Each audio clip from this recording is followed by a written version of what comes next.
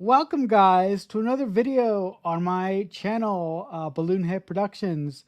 And today I get to talk about a film that not a lot of people talk about these days. Today I will be talking about the space film, The Right Stuff. I will not be alone in this review. I will be joined again by Dan Decker. Hey, Dan. Hey, Marcelo, how's it going? Hey, how's it going? Welcome back. Yeah, man, it's this is I don't mind that this is becoming a habit of ours. Do you feel that the right stuff gets the love that it deserves, or is that like, or is it eclipsed by like Apollo 13 or Armageddon or even First Man that came out recently? In modern day, where we are now, it is not something a lot of people talk about because it didn't really do a whole lot, right? I mean, like it told the story that it needed to tell, and at the time, I mean, it's full of recognizable actors and historical figures. But at the time, they weren't those people yet. It has some notable people from the time, but again, it's definitely a product of the early 80s, but it didn't quite, I don't think it quite got a whole lot of attention when it was new. This is something that I've watched since I was a kid. I was a contemporary, 1983, same year as Return of the Jedi. Now I didn't see this in theaters, but I, immediately as soon as it was on like HBO or whatever the case may be, I recall watching it quite a lot. But yeah, the chatter around it, not a lot. When I was watching this film today in preparation for for this discussion, I really felt that this film had a focus problem. Now, by a focus problem, I just mean this. I felt that it spent too much time with the Air Force pilots at at the beginning of the film before it shifted into the Mercury 7 program and into NASA being formed, into the astronauts being selected. As a much bigger aficionado of this film, did you feel that at all, or do you think I'm just saying, or do you think that I'm speaking on a turn here by saying I think this film has a little bit of a focus issue? No, it's that's a valid interpretation there. It's adapted from a book, which itself is a dramatized storytelling of historical events. And so I think what they lack of focus feels what could feel like a lack of focus may be more of an intent to give the sense of the hurriedness of the early space program. But I see what you're saying because it does feel like it feels like it bounces around in the setup. Mm-hmm. Um, and again, we don't until about, I don't know, maybe the middle third where we're actually training with the astronauts. Does it feel like it's kind of finally found its feet, and is in the groove because it's focused on that particular part of the story, which takes quite some time to tell as they train. They're relying on a familiarity with history that I don't know a lot of people have anymore, or even had then. I mean, like if you don't know who Chuck Yeager is, the first part of the where the movie starts doesn't make a lot of sense. And the most frustrating thing about the film to me is very. I mean, it happens when it happens when the overall selection of the astronauts for the program. I don't understand. I mean, this was ridiculous to me. I don't understand why they didn't choose qualified test pilots, or they didn't take qualified Air Force pilots into the program, because at first they want to select pretty people, they want to select athletes, and I'm like, what makes you guys think that these athletes are capable of doing anything that are capable of doing anything that you guys come up with for space travel. So I'm like, they're choosing at the beginning. They wanted to choose people who are like who are not qualified to do this at all. Right. I felt the people who were selecting at least the first crop of individuals had no idea what they were doing. Well, and they kind of, that's reinforced in the story, where the folks who are chosen, the folks who are going to be the Mercury astronauts, uh, they have to argue for controls in the spacecraft. They wanted to put somebody in space. They just didn't care if it was fully qualified as long as it looked good.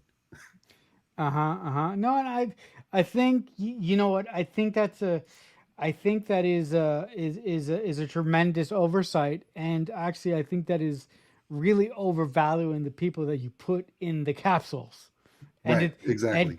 and I just think that they didn't think about the responsibility and the danger about what the hell they were asking these people to do.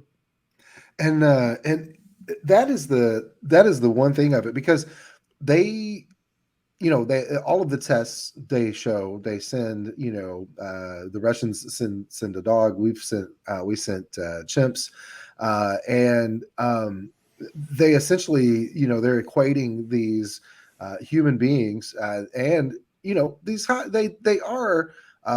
they end up choosing, folks like John Glenn, and he has a solid military service. Even he sees what it is that they're trying to do, and him and the other guys, they have to argue for, well, they it's presented, it's condensed in the story, that they have to argue for every little inch to be given as far as what they're able to do while in the capsule.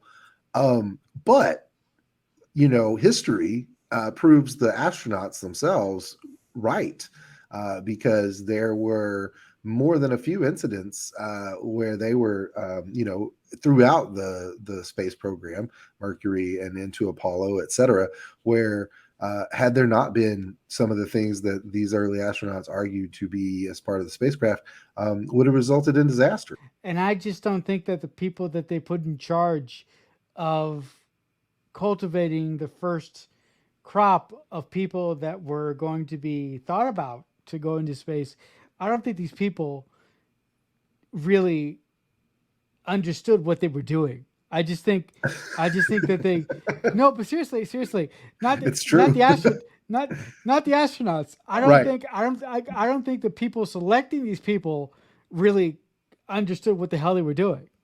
Oh, I know. And they do a great, um, they do a great job of illustrating that in this movie, in the right stuff, where it more than once, it's like a committee of folks throwing spaghetti against the wall to see what's going to stick, as to the I mean, some of the tests they show that they put these folks through, that they put these Mercury 7 astronauts, um, look like they were just like you said, they were just brainstorming one day about, okay, maybe we make them do this and see how that affects them, because they they had no idea what to anticipate.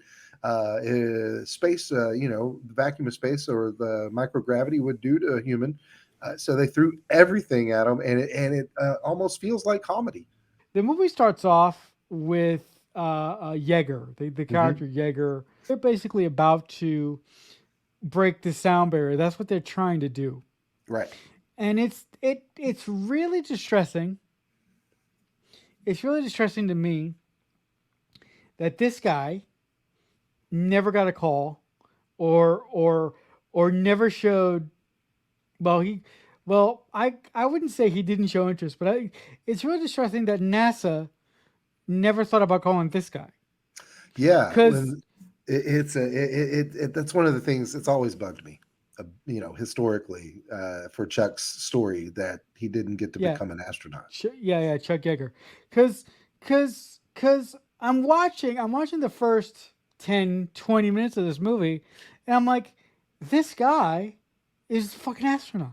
Hmm. But I'm like, he didn't get there, and I'm like, it must have been so disheartening for him, because throughout the course of the movie we keep going back from the Mercury 7 astronauts, and we keep Hmm. revisiting what he's doing in the meantime.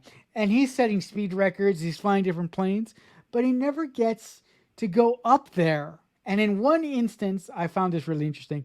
In one instance, he's at a bar I think it's a bar somewhere, and they're watching the Mercury 7 astronauts be revealed to the world for the first time, and Hmm. somebody in the bar is making fun of the astronauts.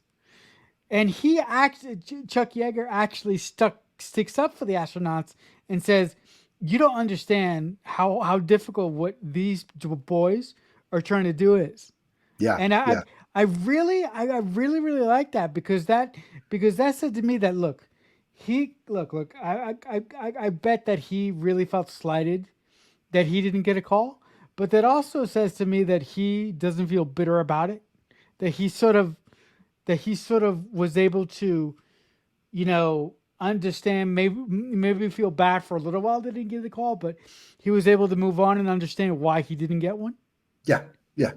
Well, and like you said, he kept doing what he was doing. He kept, if you haven't seen the film or you're not aware, dear viewers, Chuck Yeager was the first human to go faster than the speed of sound in a man-made object. And Yeah. the first part of the right stuff, kind of, if you went into this cold, not knowing anything about the story, not knowing anything about what's being set up. Um, it would be like you described. It would be kind of a devastating experience because they really do set you up to think Chuck's going to be part of it.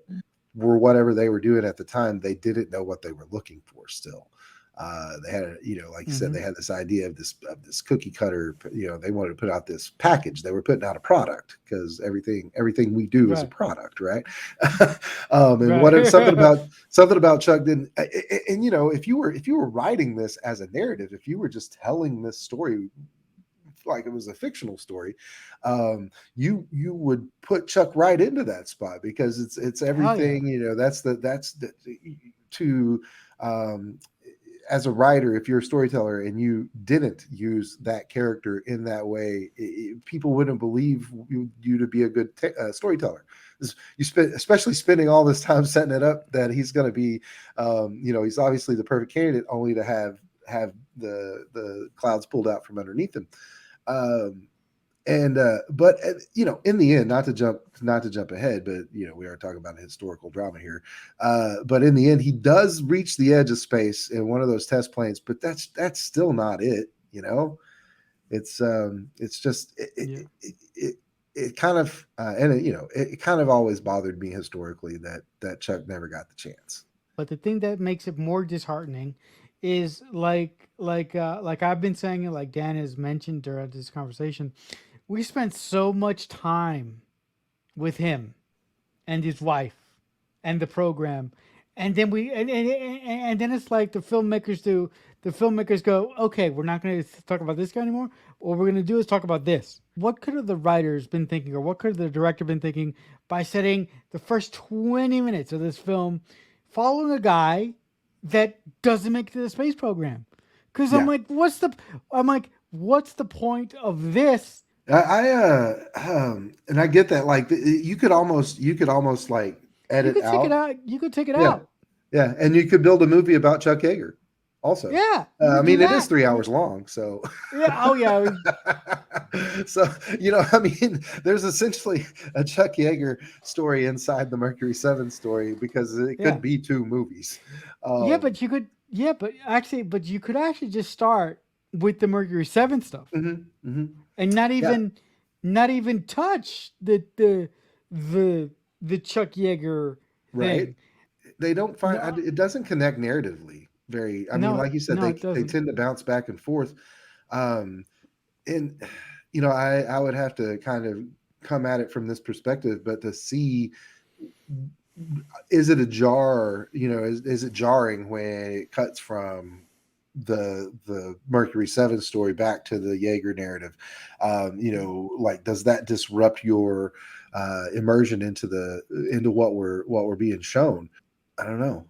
Yeah, no, I mean, look, for me personally, watching this film today, it was jarring spending the first 20, 30 minutes of the movie with Chuck Yeager his whole life, his thing, and then going back to the astronaut, and then being introduced to the storyline that would become the selection for the Mercury 7 astronauts, and then spending time with them for a while, then going back to Chuck. It felt very unnecessary. Right. I know I was like, if you're gonna tell me a story about the Mercury 7 astronauts, then start with that and ride that, Right. but don't move away from that. Well, there are 7 people that you could Right. tell a story That is about that are that already is there. that And, is right. thinking back, like I don't know, I don't know what exactly the build up, Yeah, that 20-minute introduction with Chuck is I trying don't to. What tone I is don't it know. trying to set? You Yeah, know? I don't know. I can't put myself in the mind of the writer of this film or the director of this film. The only thing that I can do is tell you my experience with it. But regardless of my issues with the first 20 minutes, after we get into what I think the movie should have been about the whole time, the Mercury 7 program, I was just fascinated with the way that these guys were selected. Look, we went into it a little bit before, but I just want to say just really quickly, these guys really had no idea what they were getting into, and No. for I I I couldn't believe some of the crap that that what would become the NASA program had them do, because I'm like, this is nothing of what they're gonna face in space. You guys really need to think about this. But the but the but the fact that they didn't was just it was unbelievable. Oh yeah, it's a. I got to imagine that modern day astronaut screening and training has evolved from from some of Yeah, the and it's all of these tests are shown to be somewhat ridiculous and played for comedy yeah, by the most cast, of which is great. But especially the nurse who oh yeah. who's always there. And bless her, bless her, whoever that character is based on. Seems like they put up with a lot of crap. Yeah, they did. No, but one of the tests that I thought was most effective is when they put two astronaut candidates into a secured a secured room and they took all the air out. Yep. And while the astronauts are just sitting there, they have them stuck up with electrodes, and the nurse, the nurse that Dan just mentioned, keeps fuddling with the dialogue or with the dial controlling the amount of air that is filtered into the room and he's taking it away. And you actually watch one of these astronauts lose their mind because Yep. the the atmosphere of the room. I guess they got nervous or they couldn't. It was like it was just like this really visceral reaction that said, "Okay, we're not taking that guy with us because that guy freaked out." Yeah. Oh, yeah. I mean, the mental stress testing and the physical stress testing. I mean, I think about this all the time. Like something as minor as and this kind of comes up in a wholly other show. But for me, the idea of like getting even like a sweat bead on my nose, but you're wearing space helmet or something, Yeah. and you can't open it to get to. Oh, that would, I get it. Something like that would drive me bonkers. And then they're just they know they can't have someone strapped into that tiny little Freak out. capsule who's going to freak out like that and pop the hatch in the middle of space. That would end poorly. Once they once they once they select the astronauts and once they actually start to fire off rockets without anyone in them, I felt so bad for the guy who had to flip the switch every time. It was a it was the most disheartening, funniest thing I've ever seen. Cause this poor man was like, okay, this time we got it. Here we go. Click. The rocket will go up a couple feet. Oh, Bang. Every so I so so so I was like, how many test flights did they do before they felt secure enough to go, okay, guys, we got it this time. Let's put a guy in there. No doubt. I I hope that that was a an amalgamation character. I hope that there wasn't just one poor sleb all throughout all of early NASA history who was responsible for pushing every rocket button. I mean, something that's always kind of set in my mind is like you said, at which point do they say, okay, this is the one we're going to strap a human being onto, and let's hope that works.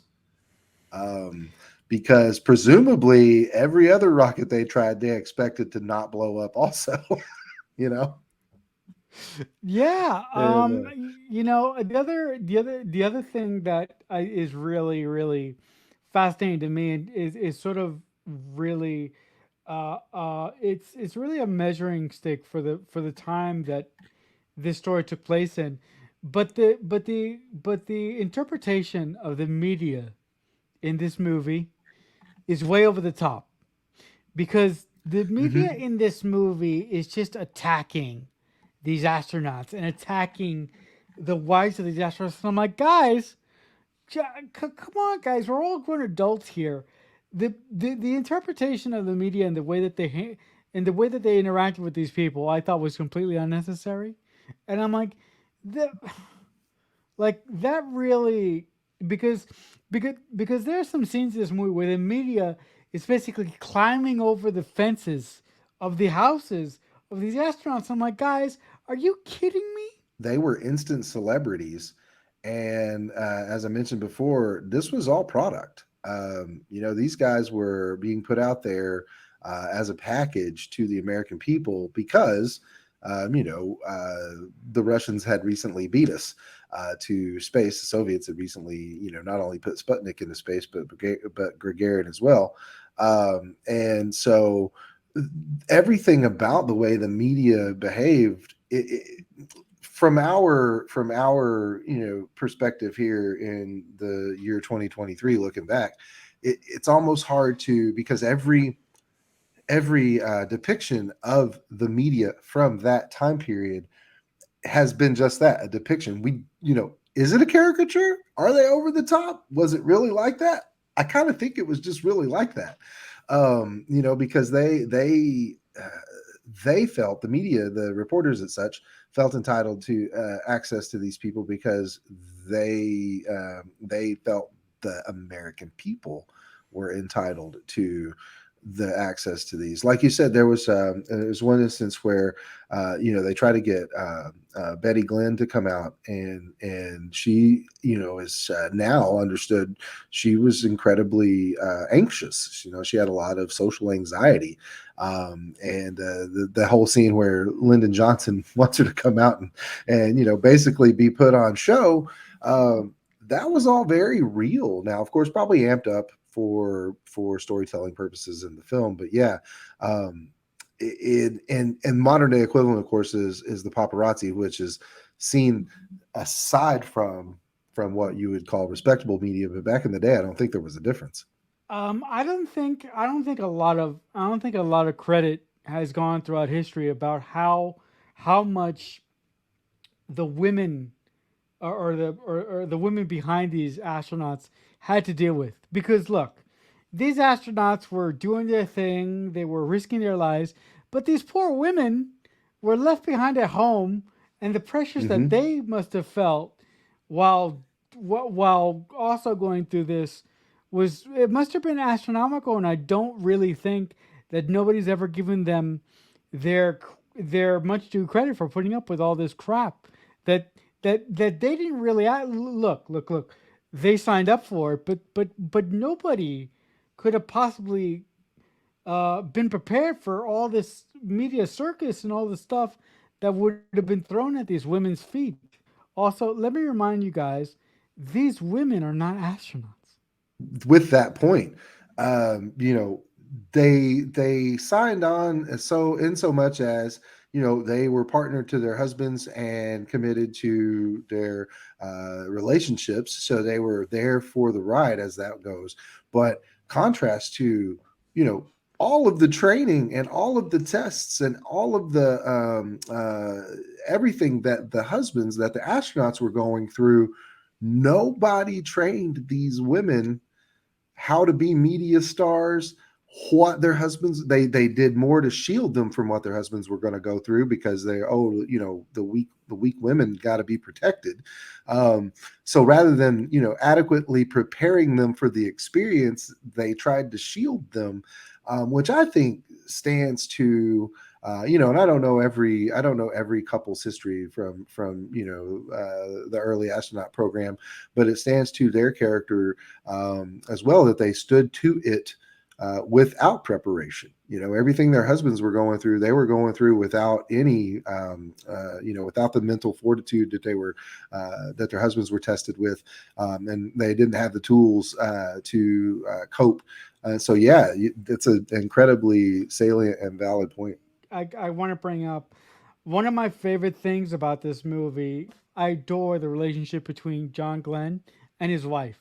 Because when we first meet them at an astronaut mixer, John Glenn seems to be really, really kind of overly protective about his wife. He doesn't let his wife talk. He's kind of just like, as he's not like he's almost showing her like, oh, she's a piece of furniture. She doesn't really talk, but which is really mean spirited, and no marriage should be like that. But once we get them in private, and once we see them with the cameras off, you understand why he did that. And you mentioned it before. She has a particular speech impediment where she can't really every time she talks, she stutters. So knowing that and discovering that later in the film really makes the way that their relationship work it really makes the dynamics of their relationship understandable, because the first time I met them in the astronaut mixer, I was like, I know this guy is supposed to be an American hero, but he's an asshole because he's not letting his wife do anything. But the way that he went about sort of protecting his wife makes sense, but you got to wait a little bit into the film to understand why they had that dynamic that they did in the film. The way we see him treat his wife, and that impression that's given, is contrasted to how he's been portrayed to the public up to that point, because he was on the game show that he did really well on for a while, and so he had this pristine, shiny image, and I think they may have been trying to kind of give you this contrast to that image, to where he may have been, not quite the golden boy scout that the media was showing him. And then in the intimate moments with just him and his wife, where she's safe and it's just them, and we get to, she has social anxiety, she has a stutter, and so she's not comfortable communicating. He's not speaking over her or for her. He's just he's doing everything he can to make her comfortable, and that means that, keeping her from having to speak, because if you've ever known anyone with a stutter, Yeah. it's incredibly anxiety inducing when they get into a stutter, and you wouldn't want to have to talk if you didn't have to. Yeah, no, actually, I really identify with that because maybe 10 years ago, something happened to my voice, and I had this uncontrollable stutter for like 6 months, where I couldn't, I could talk, but it was like really hard for me to talk. And Hmm. I Hmm. ended I ended up having to go to I spent about 8 weeks in speech therapy to sort of like even out my voice again. And Yeah, like yeah. I don't. I seriously, to this day, guys, I have no idea what the hell happened to me. It was like I look. I went to sleep one day. I was fine. I woke up the next day and I couldn't talk. And everything, and every time that I talked, it came out with this nervous tick or this nervous stutter that I had, and it took me almost 9 months to get rid of it. Wow.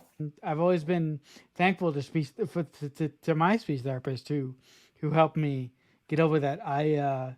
We email every now and then. Oh, right on. To stay on this John Glenn train and the relationship with his wife, my favorite scene in the movie, and you sort of hinted at it early on, was the scene when John Glenn was about to get into a rocket to, to do a test flight, right?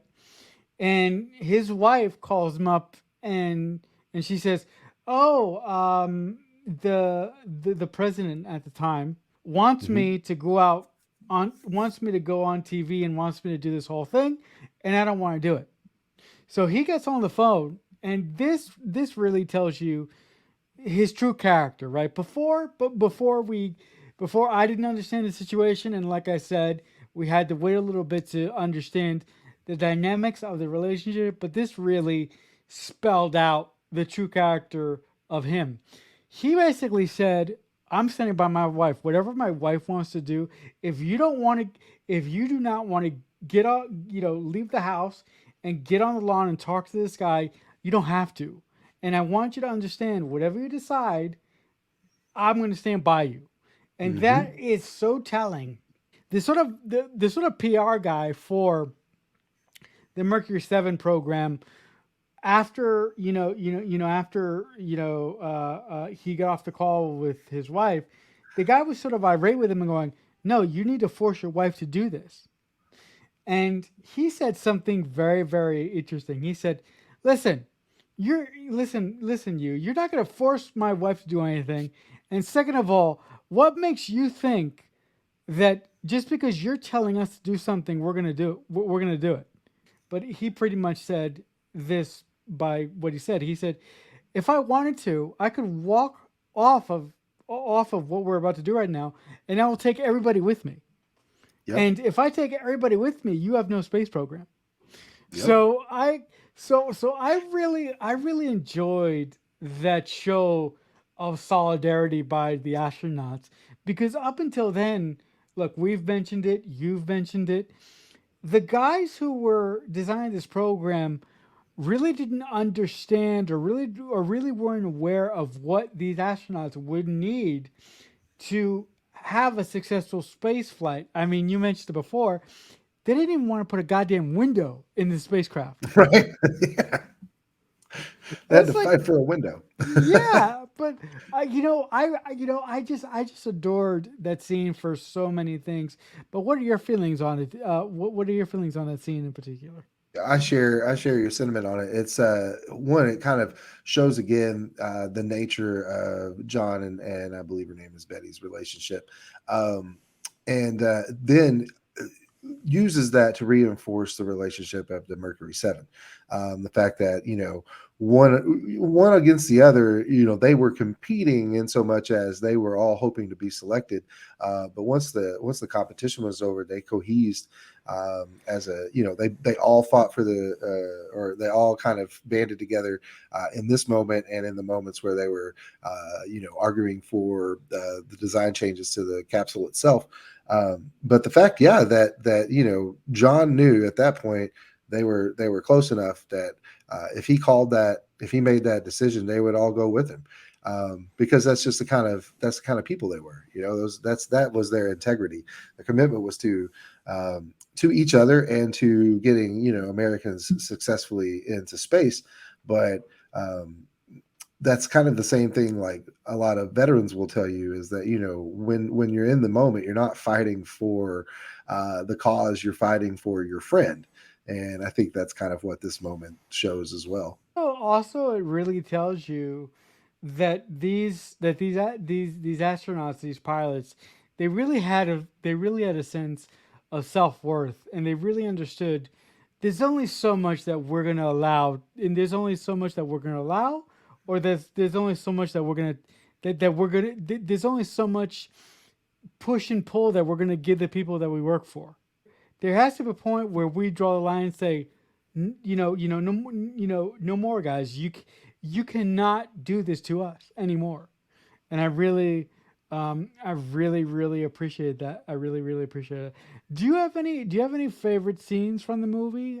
Yeah, and it it stood out on watching it, as a definitely as an older individual, than because I wouldn't have made this connection when I was a kid.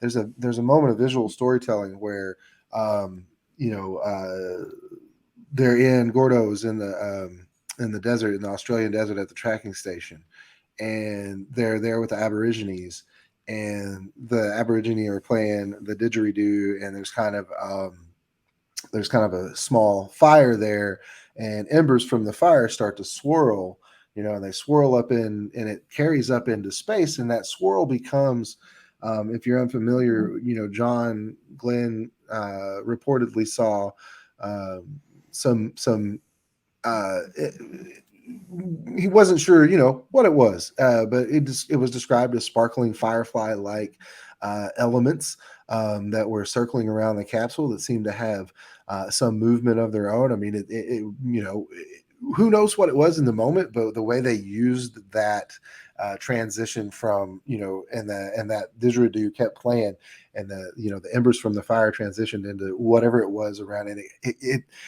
It played from a very spiritual place. Like, I feel like the Aborigines there were meant to kind of give this a naturalistic and spiritualistic connection, and I've always kind of liked that, because John himself, famously a man of faith, and so to kind of put those two things together and use that visual element to tie into something that was one of the first interesting stories from America's, venture into space, was what the heck was flying around John Glenn's uh, capsule. Turns out it was just fireflies from a Australian campfire. It's towards the end of the movie. The filmmakers have a little bio, like pretty Hmm. much run for all our main cast. I'm like, oh yeah, that's right. He's gonna. I'm like, and then I was reading the thing, and I'm like, oh man, that sucked. That sucks. Yep. But that's the way the history worked out. That's the way that the universe wanted the thing to happen. But it's just really a gut punch when you realize this guy's only going to get so far, and and this is going to happen to these people who are just trying to do something that nobody's ever seen before. That's the job. That's the job that they took. Right. Right. And for those watching, Marcelo is referencing the Apollo 1 tragedy. Watching this movie today was a real joy. But I think my second time watching this movie, I found a lot more of the uh, I found a lot more of the story issues that I kind of Hmm. didn't notice the first time. Right. I didn't enjoy it any less, but I just wish the film would have been a little bit more focused on the Mercury 7 viewpoint of the Hmm. story rather than Chuck Yeager. All due respect to him and his amazing Oh, for story, sure. but he should have had his own movie. Um, Right. That's fair. And he kind of yeah, did. I mean, and yeah, it kind of just did happens to be for our inside this log. one. Yeah. Yeah, but as we close out here, Dan, I'd like to thank you for coming on to my channel and talking about the right stuff with me. This was a joy. Um, but if the good folks at home want to catch anything you do, what would be the place for them to do that on? Oh yeah, you check me out on Twitter at DANDECKR, and I also exist on YouTube. So it's YouTube .com/ Dan Decker, and you can find me there as well. All right, folks, if you want to catch me and all of the awesome stuff that I do, the best place to do that would be on Twitter. at Creek Fanatic 88. There you can find links to my link tree to all my podcasts. Until then, uh, as I say often, I'll see you when I see you. So much happened here, and so much is about to.